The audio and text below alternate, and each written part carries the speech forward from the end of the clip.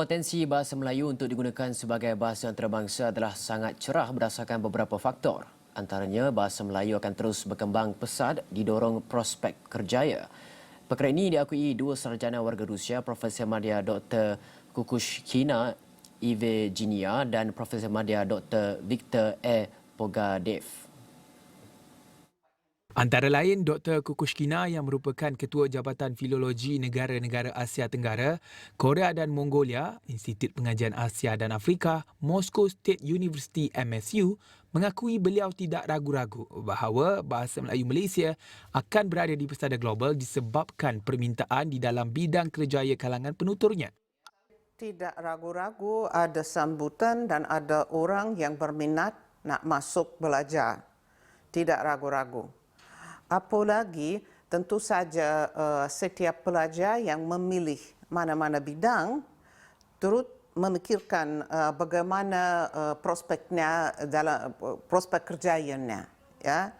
Dan setakat ini saya tengok pelajar-pelajar saya, bekas pelajar-pelajar saya mendapat peluang untuk bekerja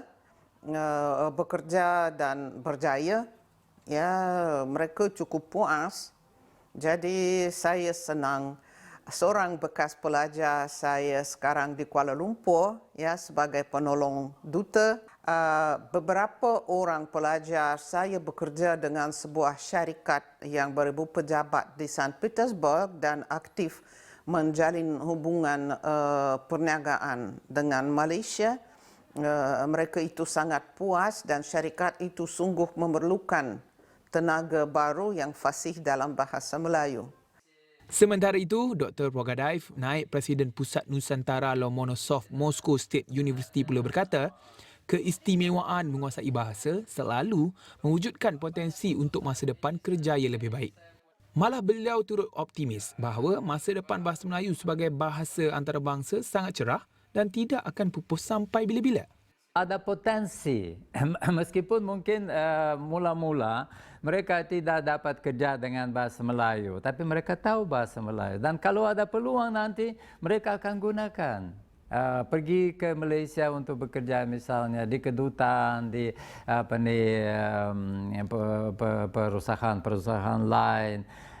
Atau mungkin di sini juga di Kementerian Luar Negeri, di banyak kementerian mereka ada juga peluang untuk bekerja dengan bahasa Melayu dan bahasa Inggris. Mereka selalu tahu bahasa Inggris.